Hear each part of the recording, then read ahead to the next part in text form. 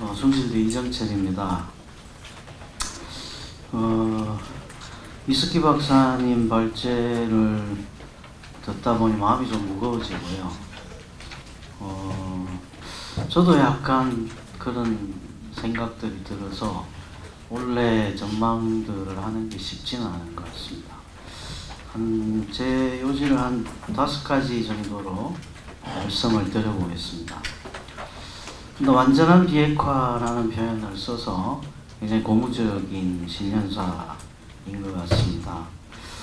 근데 어쨌든 북한이 핵무기를 추가로 개발하지 않겠다, 만들지 않겠다라고 하는 것은 소위 판문점 선언 이후에는 제 기억으로는 거의 김정은이 처음 약속을 공개적으로 한 거 아니냐.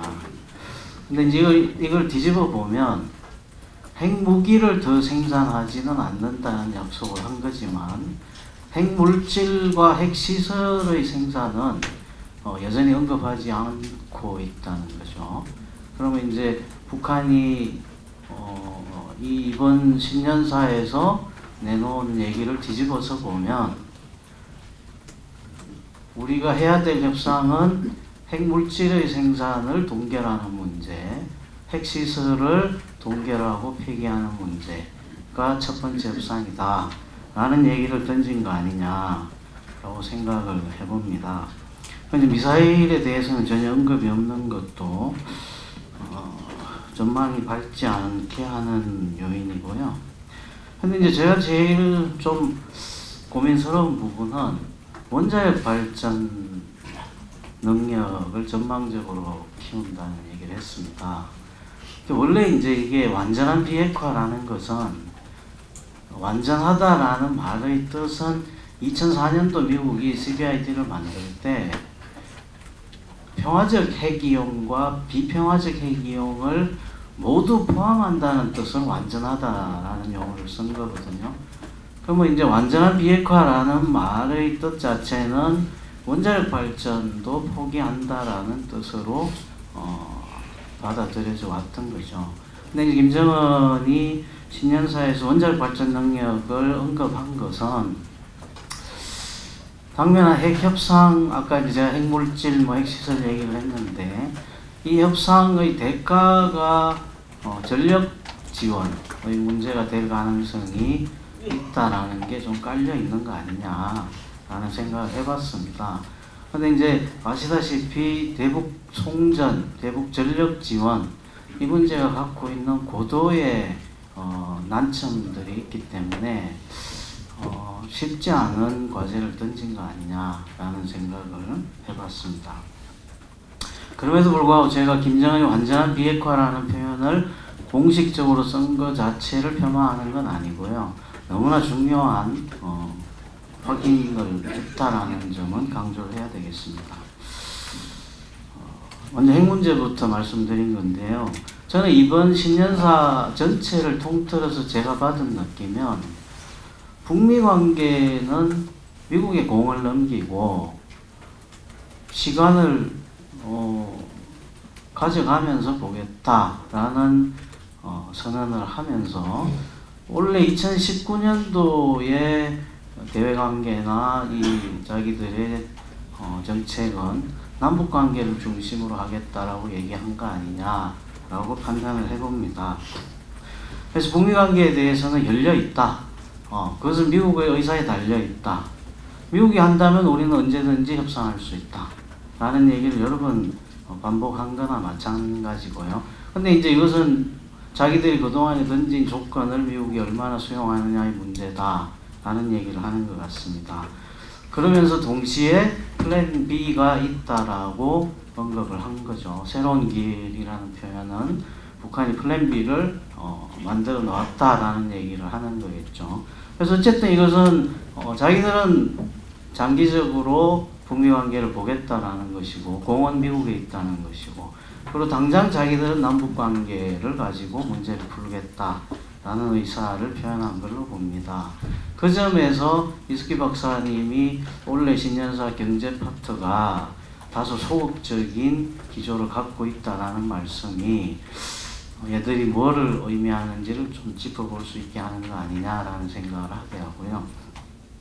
사실은 작년 말부터 북한이 비사단속 또 뭐 등등의 통제를 하고 있다는 얘기들이 조금씩 들려왔습니다. 그런 것들을 전반적으로 볼 때 북한이 제재 해제에 대한 기대를 갖고 있는 것 같지는 않고요. 이 제재 속에서 버티는 전략들을 2019년도에 기존 노선으로 제시한 거 아니냐라고 생각을 합니다. 세 번째로 남북 관계에서는 북한은 사실상의 불가침이라는 표현을 썼고요. 그렇다면 2018년도에 사실상의 불가침을 달성했다면 2019년도의 목표는 이 디팍토 사실상의 상태를 법적 제도적 상태로 만드는 것에 목표를 두고 있는 거 아니냐라고 생각을 합니다. 그래서 법적 제도적으로 제도화하는 불가침은 뭐냐? 제가 보기엔 북한이 세 가지를 던진 것 같아요. 하나는 이 접경지대에서의 해군 육해공의 불가침을 전국적으로 전 조선반도 전체로 확장하는 문제. 두 번째는 군사훈련과 전략자산의 동원을 중지하는 문제. 세 번째가 이제 제가 보기에는 종전선언을 남북이 주도하는 종전선언을 불가침 합의의 마지막 단계로 보는 거 아니냐. 물론 그 명칭은 종전선언이라고 하지 않았고요. 열려 있는 것 같습니다. 근데 이제 사실상 저희가 보기에는 그동안 논의됐던 종전선언을 남북이 주도해서 미국, 중국까지 가는 형태든 어떤 형태든 하여튼 그게 불가침의 제도화의 마지막 단계 아니겠느냐라고 생각을 합니다. 두 번째 경제 부분에서 북한이 남북 관계에 대해서는 제가 보기에는 개성 금강산 3지연 정도를 언급하고 있는 것 같고요. 다 아시다시피 3지연은 내년 10월, 그 다음에 갈마 지구는 내년 4월 완공이죠. 그럼 이제 그 시점에 금강산 관광 문제가 아마 쟁점이 될 거고요. 백두산 관광 문제가 10월에 쟁점이 될 거고, 뭐 이런 흐름들을 좀 갖고 있는 것 같습니다. 남북 사회교류 파트에서는 북한이 표현 방식은 전민족 합의에 기초한 통일 방안이라는 표현을 쓰고 있고요. 그래서 여러 이제 각계각층의 교류와 협력이 있겠지만 그 교류와 협력이 통일 방안 문제에 좀 합의를 가져가는 구상을 하고 있는 거 아니냐라는 생각을 해봤습니다. 그러나 그 강조점 자체는 크지 않은 것 같고요. 어쨌든 제 사회교류의 목표를 그렇게 보고 있다라는 생각을 합니다. 마지막으로 한 가지 좀 특이한 거는 북한이 우리 국가 제일주의라는 표현을 쓰고 있는데요. 김영주 선생님 잠시 지적하셨지만 북한이 국가주의를 강조를 좀 하고 있어요. 보통 애들이 우리 당과 인민의 의지 또는 뭐 당과 공화국 나의 의지 이렇게 썼는데요. 우리 국가 제일주의라는 표현을 쓰고 있는데 이제 작년 11월 이후부터 조금씩 나오기 시작하고 있죠. 두 가지 해석이 가능할 것 같습니다. 국가 제일주의라고 얘기하는 것은 남북 관계가 활성화될 때 두 개 국가, 한반도의 두 개 국가를 준비하기 위한 거다라는 해석이 가능할 것 같고요. 이것은 하나의 해석일 따름입니다. 또 하나의 해석은 국가주의를 강조하는 것은 비사 통제나 또는 부정부패에 대한 통제, 경제 효율성 강조, 당보다는 지배인에 대한 권력의 이양, 뭐 이런 측면들을 강조하기 위한 것일 수도 있습니다. 그래서 이 우리 국가 제일주의에 대한 이 두 가지 양면적 해석 중에 어느 해석이 맞느냐라는 것은 좀 더 시간을 가면서 저희가 파악해야 될 것 같고요. 두 가지 모두가 가능할 수도 있고 또 두 개 다 틀릴 수도 있겠죠. 그럼에도 불구하고 어쨌든 북한이 국가주의 담론을 쓰고 있다는 것은 보통 사회주의 체제가 신권위주의 체제로 이행할 때 국가가 이행을 주도하는 상황에 많이 나오는 담론이긴 합니다. 그래서 그런 점에 좀 주목해서 2019년을 보면 좋겠고요. 제가 혹시라도 좀 이렇게 부정적 전망을 전달드렸다면 그건 아니고요.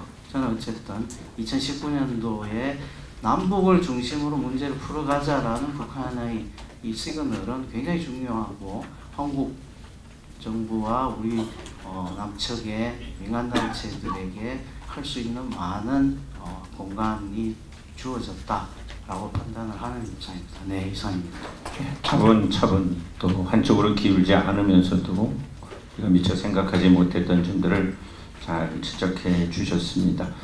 우리 교수님께서 비사 단속, 비사주의 뭐 이런 얘기를 하는데 비사회주의적 양식들을 이제 단속한다는 얘기를 줄여서 북에서 비사 단속이라고도 합니다. 자, 그 다음에 우리 조영주 박사님의 두 번째 토론을 청해서 듣도록 하겠습니다.